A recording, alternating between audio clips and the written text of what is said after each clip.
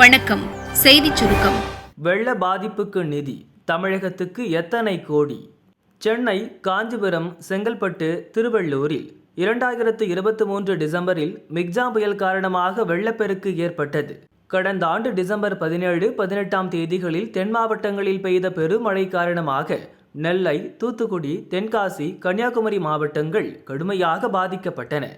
Michaung புயல் மற்றும் மழை வெள்ள பாதிப்புக்கு 38,000 கோடி ரூபாய் நிவாரணம் வழங்க முதல்வர் ஸ்டாலின் மத்திய அரசுக்கு கோரிக்கை விடுத்தார். தமிழகத்துக்கு மிக்ஜாம் புயல் நிவாரண நிதியாக 285 கோடி வழங்கவும், 2023 டிசம்பரில் ஏற்பட்ட வெள்ள பாதிப்புகளுக்கு 397 கோடி வழங்கவும் மத்திய அரசு இப்போது ஒப்புதல் அளித்துள்ளது. முதற்கட்டமாக தேசிய பேரிடர் நிவாரண நிதியில் மிக்ஜாம் புயல் பாதிப்புக்காக 115.49 கோடியும், மழை வெள்ள பாதிப்புக்காக 160.61 கோடியும் நிவாரணமாக மத்திய அரசு விடுத்துள்ளது. ஏப்ரல் 24 உள்துறை அமைச்சகம் வழங்கிய பரிந்துரையின் அடிப்படையில் மாநில அரசின் வங்கிக் கணக்கிற்கு ரிசர்வ் வங்கி உடனடியாக நிதியை விடுவிக்கவும் மத்திய நிதி அமைச்சகம் உத்தரவிட்டுள்ளது.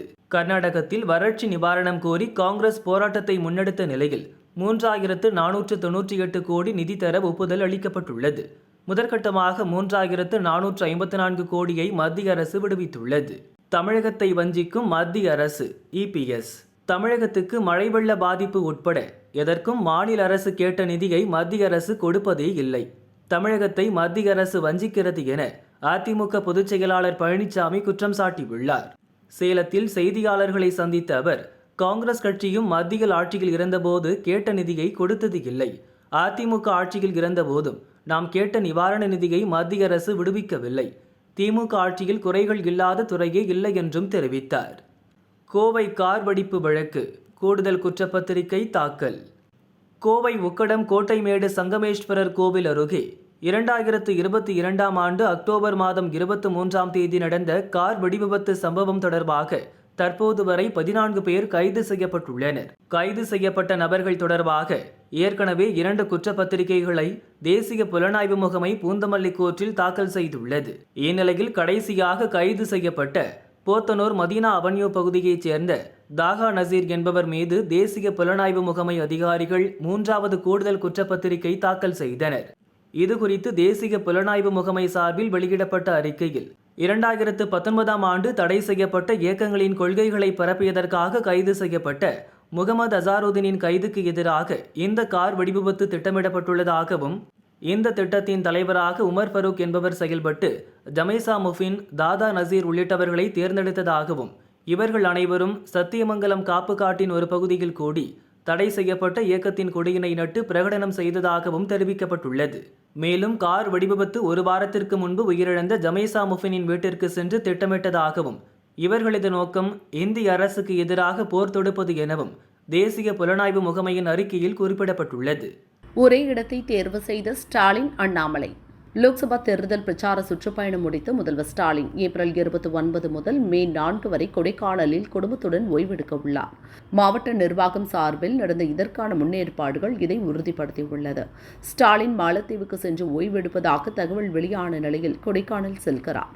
2021 சட்டசபை தேர்தல் முடிந்த பின் கொடைக்கானல் பாம்பார்புரம் தனியார் விடுதியில் ஸ்டாலின் ஒரு வாரம் தங்கினார்.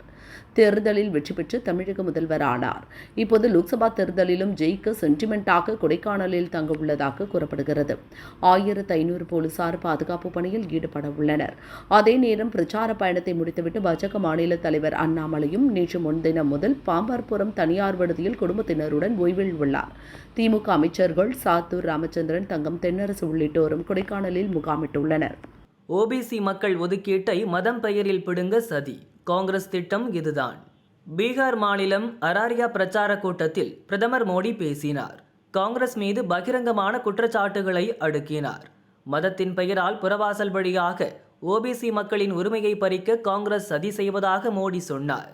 அவர் பேசியதாவது, காங்கிரஸ் மத அடிப்படையில் இடஒதுக்கீடு வழங்க விரும்புகிறது. மத அடிப்படையில் இடஒதுக்கீடு வழங்க முடியாது என்று சுப்ரீம் கோர்ட் திட்டவட்டமாக சொல்லிவிட்டது. இதனால் அவர்கள் கர்நாடகாவில் செய்தது போல புறவாசல் வழியாக மத அடிப்படையிலான இடஒதுக்கீட்டை கொண்டு வர பார்க்கிறார்கள். கர்நாடகாவில் ஒரே இரவில் முஸ்லிம்கள் எல்லாம் இனி OBC என்று காங்கிரஸ் அறிவித்தது. இதனால் ஓபிசிக்கான 27% ஒதுக்கீட்டில் பெரும் பங்கு முஸ்லிம்களுக்கு போனது. ஓபிசி ஒதுக்கீட்டை அவர்கள் துண்டாடி விட்டார்கள். அதே கர்நாடக மாடல் இடஒதுக்கீட்டை பீகாருக்கும் மொத்த நாட்டுக்கும் கொண்டு வர பார்க்கிறார்கள். இதற்கு ஆர்ஜேடி முழு சப்போர்ட். ஓபிசி மக்களின் உரிமை கொள்ளை போவதை ஆர்ஜேடி கைத்தட்டி ரசிக்கிறது. ஆனால் மோடி இருக்கும் வரை அவர்களால் எஸ்சி, எஸ்டி, ஓபிசி மக்களின் உரிமைகளை மதத்தின் பெயரால் பறிக்க முடியாது. இது மோடியின் கேரண்டி என்று மோடி தடாலடியாக பேசினார். अब कांग्रेस ने दलितों, पिछड़ों, आदिवासियों के आरक्षण का हक छीनने की बहुत गहरी साजिश रची है और ये मैं बहुत जिम्मेवारी पूर्वक कहता हूं. देश के संविधान ने, बाबा साहब आंबेडकर ने साफ साफ कहा है कि भारत में धर्म आधारित आरक्षण नहीं हो सकता. लेकिन कांग्रेस पूरे देश में धर्म आधारित आरक्षण के लिए जोर लगा रही है. कांग्रेस चाहती है कि उसका कर्नाटका का आरक्षण का जो मॉडल है वो पूरे देश में लागू हो. और ये कर्नाटका का आरक्षण का मॉडल क्या है, ये कर्नाटका का रिजर्वेशन का मॉडल क्या है, आप सब बिहार के मेरे भाइयों बहनों को मैं ध्यान से समझाना चाहता हूं. और जो लोग नहीं है ना, उनको भी मेरा वीडियो जरूर भेज देना, पूरे बिहार के घर घर में पहुंचा देना. मैं जरा बड़े दर्द और दुख के साथ, और आपकी चिंता है ना इसलिए मैं बात कहना चाहता हूं. कर्नाटका का मॉडल क्या है? कर्नाटका में कांग्रेस ने ये जो ओबीसी समाज को आरक्षण मिलता है. தேர்தல் பாதுகாப்பில் இருந்த வீரர்களுக்கு நேர்ந்த சோகம். மணிப்பூர் மாநிலத்தில் குக்கி மற்றும் மெய்தி இனக்குழுக்களுக்கு இடையிலான மோதல் ஓராண்டுக்கு மேலாக நீடித்து வருகிறது. முழுமையாக அமைதி திரும்பாத நிலையில் சமீபத்தில் லோக்சபா தேர்தல்கள் அறிவிக்கப்பட்டது. இதையடுத்து ஏராளமான சிஆர்பிஎஃப் வீரர்கள் பாதுகாப்பு பணிக்காக குவிக்கப்பட்டனர். நேற்று அவுட்டர் மணிப்பூர் தொகுதியில் உள்ள ஒரு பகுதியில் தேர்தல் நடந்தது. பலத்த பாதுகாப்புக்கிடையே மக்கள் தங்களது ஓட்டுகளை பதிவு செய்தனர். பாதுகாப்பு பணியில் இருந்த சிஆர்பிஎஃப் வீரர்கள் மொய்ராங் காவல் நிலைய எல்லைக்குட்பட்ட நரன்சேனா முகாமில் தங்கியிருந்தனர். அங்கு நள்ளிரவு வந்த குக்கி இன போராளிகள் துப்பாக்கிச் சூடு நடத்தினர். கையெறி குண்டுகளையும் வீசி தாக்கினர். இதில் எஸ்ஐ சர்க்கார் மற்றும் தலைமை காவலர் அரூப் ஷைனி ஆகியோர் சம்பவ இடத்திலேயே இறந்தனர். படுகாயமடைந்த இன்ஸ்பெக்டர் ஜாதவ் தாஸ் உள்பட 6 பேர் பிஷ்ணுபூர் மாவட்ட மருத்துவமனைக்கு அனுப்பி வைக்கப்பட்டனர். தாக்குதல் குறித்த தகவல் அறிந்ததும் கூடுதல் சிஆர்பிஎஃப் படையினர் சம்பவ இடத்திற்கு விரைந்தனர். அந்த பகுதி முழுவதும் தீவிர தேடுதல் வேட்டையில் சிஆர்பிஎஃப் வீரர்கள் ஈடுபட்டுள்ளனர். இந்த சம்பவம் மணிப்பூரில் மீண்டும் பதட்டத்தை ஏற்படுத்தியுள்ளது. அடுத்த வீடியோ ரிலீஸ். காங்கிரஸை வெளுக்கிறது பாஜக.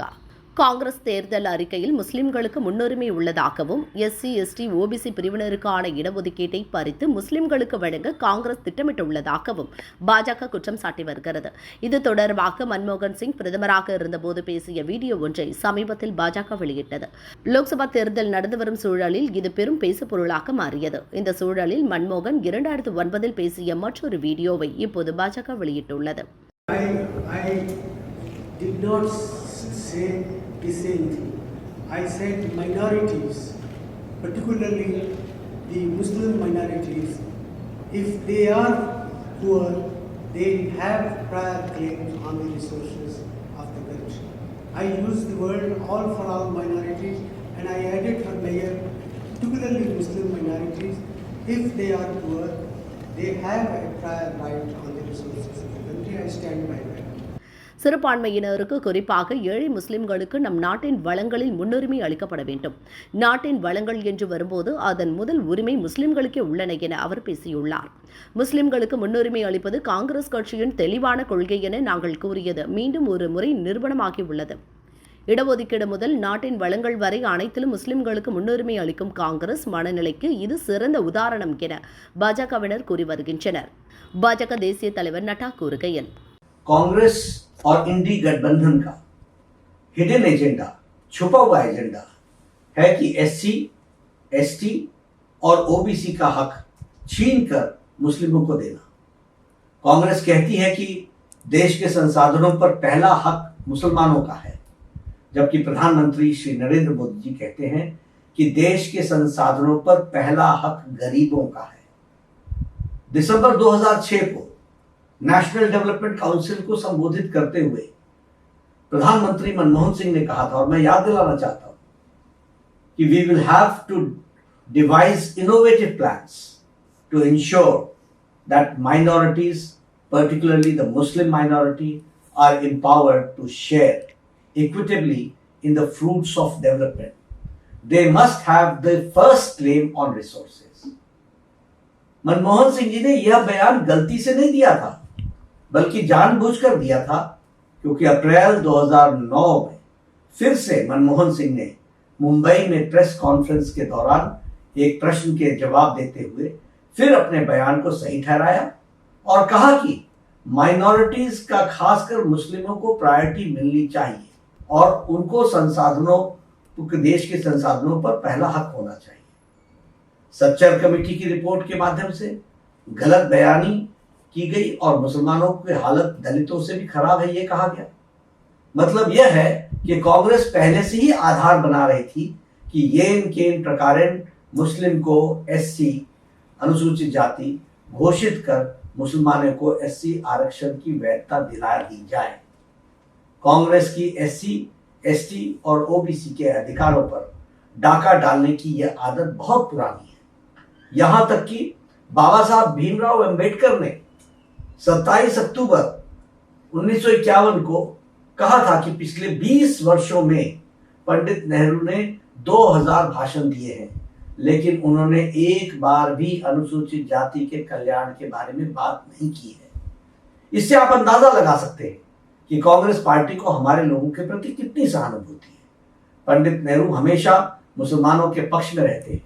मैं नहीं चाहता कि मुसलमानों की उपेक्षा हो, कदापि हम नहीं चाहते कि मुसलमानों की अपेक्षा हो, लेकिन मैं यह जरूर चाहता हूं कि मुसलमानों को अन्य समुदायों की कीमत पर अनुचित लाभ नहीं उठाना चाहिए। जिन्हें अधिक सुरक्षा की आवश्यकता है उन्हें ही लाभ मिलना चाहिए।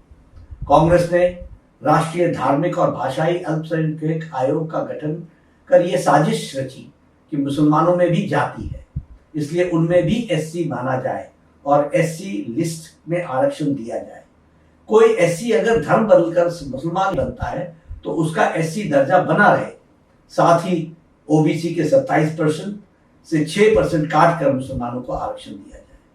कांग्रेस ने कोर्ट के कानून को बदलकर एएमयू, जामिया मिलिया जैसे संस्थानों में एससी, एसटी, ओबीसी रिजर्वेशन को खत्म किया। 1981 में कांग्रेस ने एससी, एसटी और ओबीसी के रिजर्वेशन को छीनने के लिए अलग एएमयू अमेंडमेंट एक्ट 1981 लाकर कोर्ट के फैसले को बदल दिया।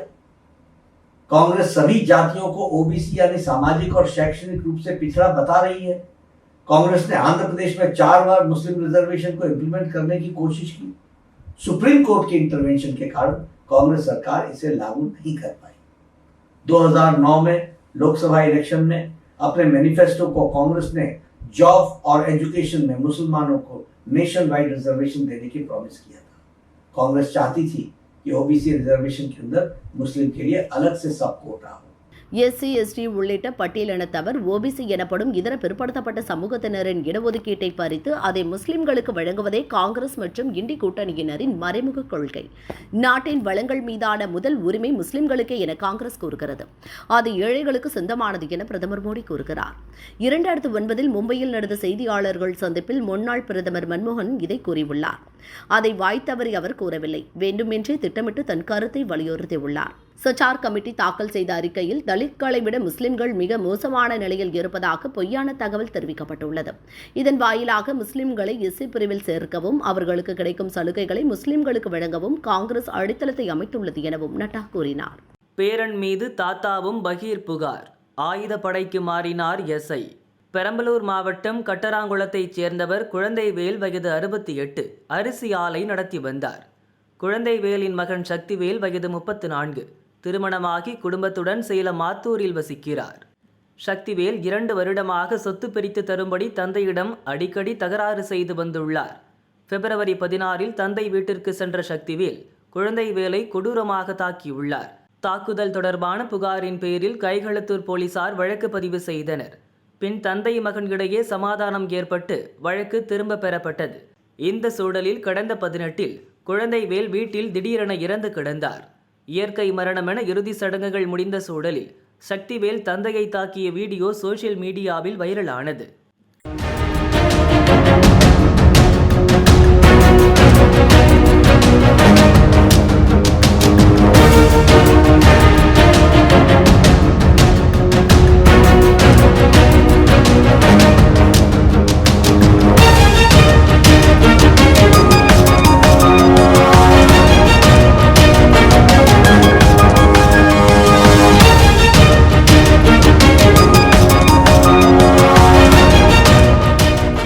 குழந்தைவேலின் அரிசி ஆலையில் வேலை பார்க்கும் செல்வராஜ் கொடுத்த புகாரில் வியாழனன்று சக்திவேலை கைகளத்தூர் போலீசார் கைது செய்து பெரம்பலூர் கிளை சிறையில் அடைத்தனர்.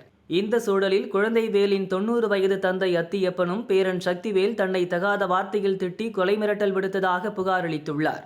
அந்த புகாரில் சக்திவேல் மீது 2 பிரிவுகளில் வழக்கு பதியப்பட்டுள்ளது. வீடியோ வெளியான பிறகே வழக்கு பதிந்து விசாரித்ததாக கூறி கைகளத்தூர் எஸ்ஐ பழனிசாமியை ஆயுதப்படைக்கு மாற்றி பெரம்பலூர் எஸ்பி ஷியாமலா தேவி உத்தரவிட்டுள்ளார்.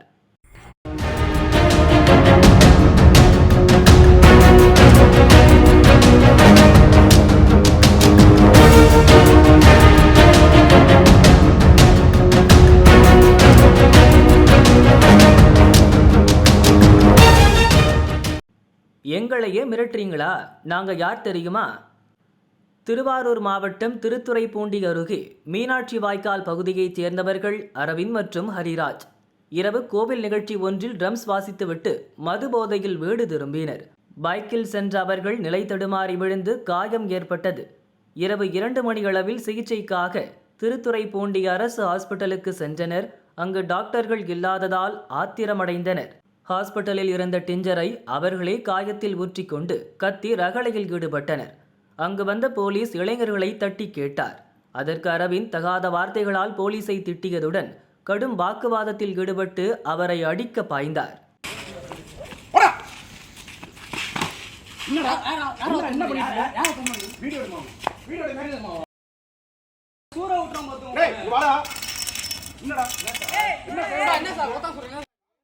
சார் ஒண்ணு குத்தமா சார் சரி சார்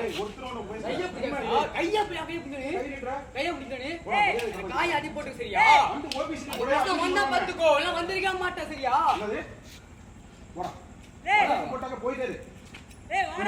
அப்படியே போயிடு. இதனையடுத்து மதுபோதையில் போலீசிடம் அத்துமீறிய அரவிந்த் மற்றும் ஹரிராஜ் மீது ஆயுதங்களை காட்டி மிரட்டுதல் பிரிவின் கீழ் வழக்கு பதிவு செய்து கைது செய்தனர்.